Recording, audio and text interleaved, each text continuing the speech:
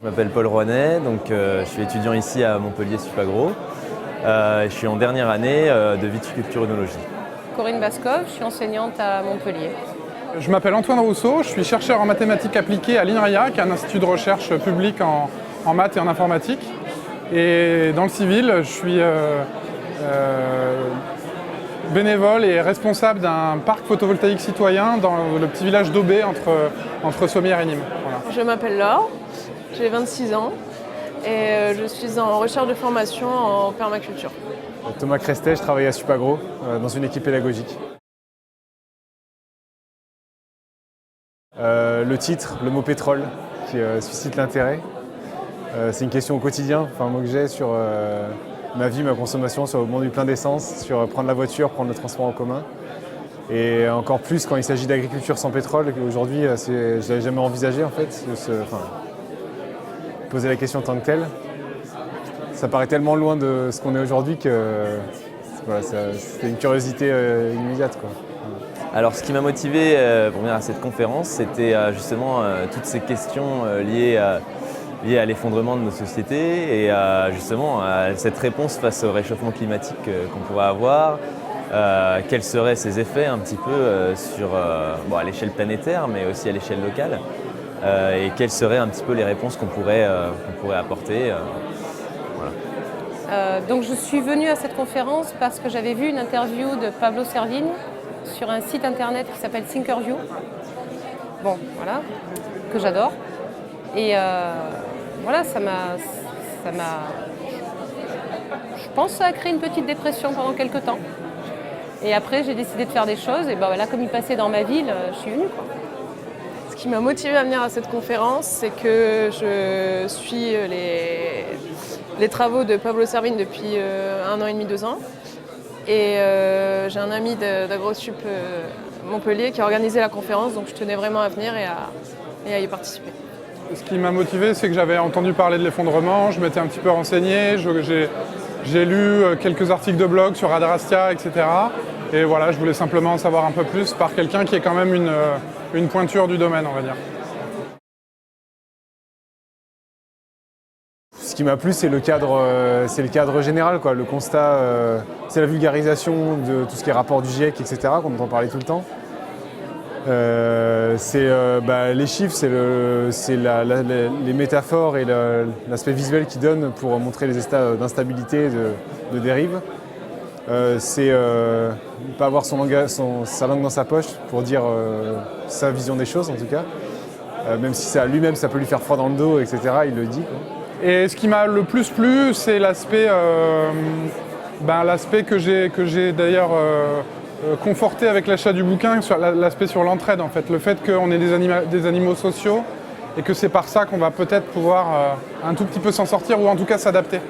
Et j'ai bien aimé aussi le fait qu'il n'y a pas de solution noire ou blanche, c'est-à-dire que on ne va pas sauver le monde avec les technos, on va pas non plus, j'espère qu'on ne va pas s'écrouler du jour au lendemain.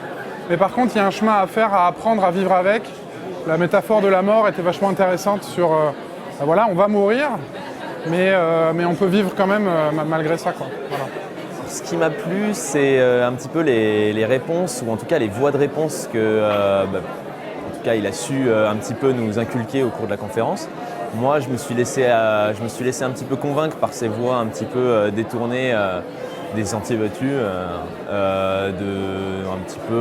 des réponses qu'on pourrait avoir face à un tel changement. Je ne sais pas si le terme plaire, ça peut être justifié dans ce qui m'a plu. Parce qu'en gros, un mec qui annonce l'effondrement d'une civilisation, c'est pas très gai, quoi. Mais ce qui m'a plu, c'est d'avoir accès à ce genre de personnage, à ce genre de discours en live, quoi, en fait. C'est surtout ça.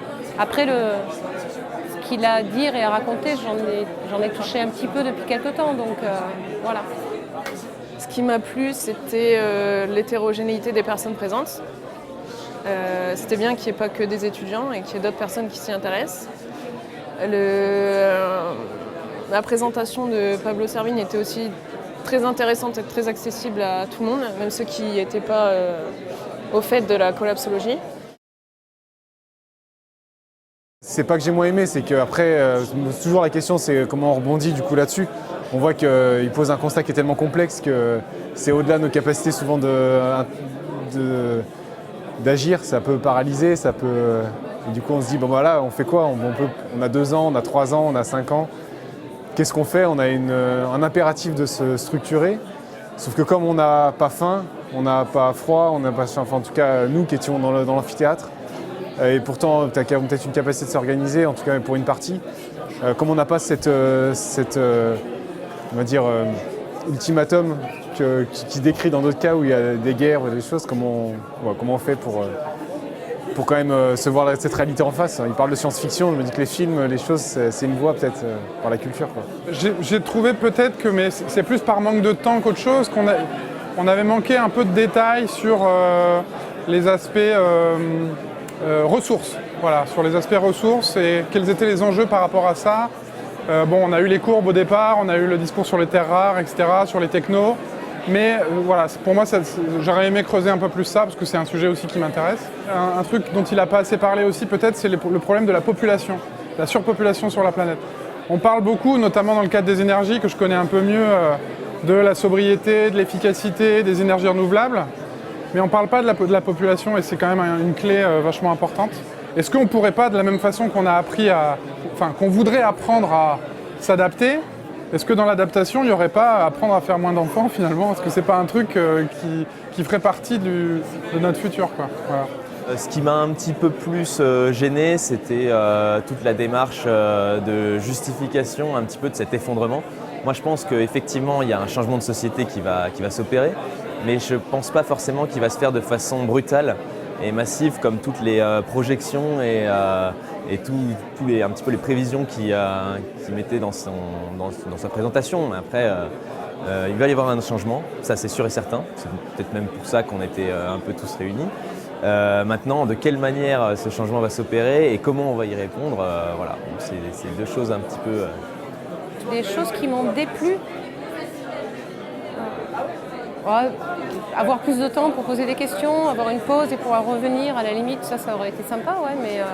J'aurais préféré un débat un peu plus long pour que tout le monde puisse poser ses questions. Dans ma vie, j'agis, je pense que je fais tout pour minimiser mon impact sur la planète, que ce soit dans ma façon de consommer, de m'habiller, de me déplacer. Et je compte faire une formation en permaculture pour pouvoir par la suite m'installer et créer un collectif citoyen, un écolieu. Voilà. En parler tout le temps, le partager les questions, être attentif aux émergences, aux idées pour soutenir, pour agglomérer des choses qui sont faibles à petites échelles mais qui peuvent prendre Et puis je crois beaucoup à l'échelle locale. Je crois beaucoup à toutes les interactions et tout ce qu'on peut faire remonter et partager à l'échelle de son habitat, du quartier, de sa ville et puis au travail aussi. Tout ce qu'on peut faire pour changer les choses ici à Supagro. Il faut passer à Enercop, il faut faire des choses. Enfin, en tout cas, il faut bouger, quoi. Moi, dans le civil, je suis chercheur en maths appli, dans les sciences de l'environnement, donc je suis un peu sensible à ces trucs-là. Et de façon bénévole, je suis, on va dire, militant associatif, mais aussi président d'une société de production coopérative d'électricité dans mon village. On a acheté des panneaux solaires uniquement entre nous, il n'y a pas de banque, il n'y a rien du tout. Et on produit notre propre électricité comme ça. Alors on la remet dans le réseau, on la vend à Enercop et tout ça, mais on s'est déjà posé cette question-là. Et donc comment je vis les choses? Aujourd'hui, je vis assez mal le hiatus entre mon activité professionnelle où je suis invité dans des conférences où je dois prendre l'avion ou alors inviter des gens moi-même qui viennent du Pérou ou du Brésil pour faire des confs dans mon labo.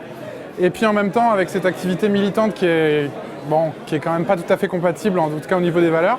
Donc en fait, je suis encore jeune, j'ai moins de 40 ans, j'espère faire converger ces 2 trucs-là à moyen terme et je pense que la transition et dans la transition la collapso sont des bons moyens de fusionner mes objectifs professionnels et personnels.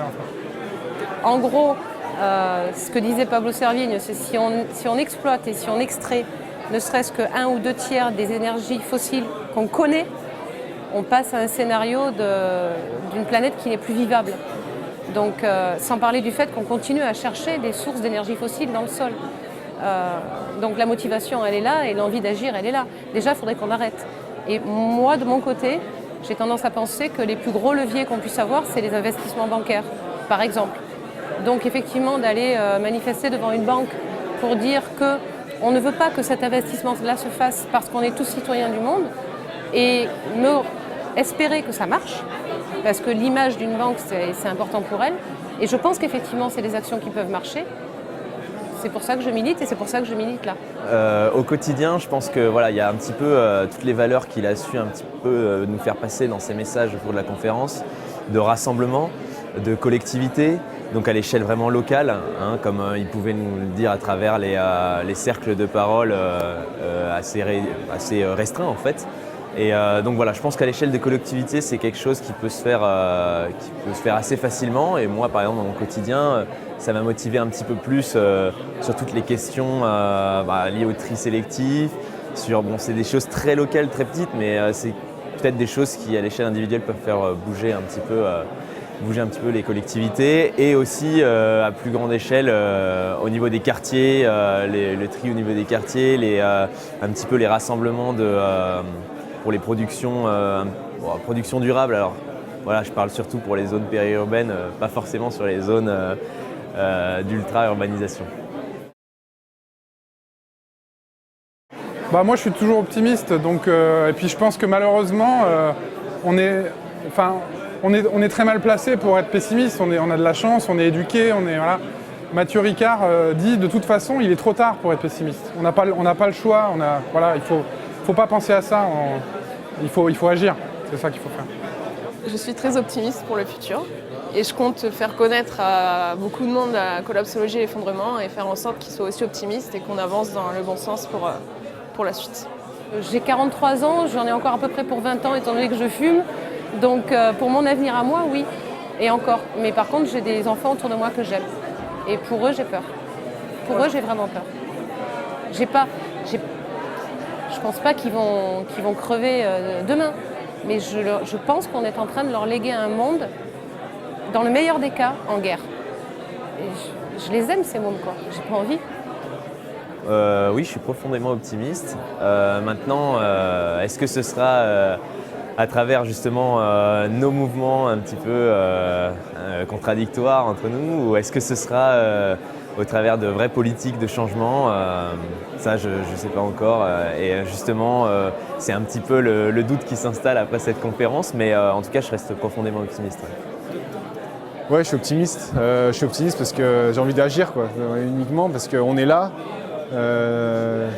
Après, chacun réagit de manière différente, mais ça me donne de l'énergie en tout cas pour agir, ouais, ça c'est sûr. Ouais.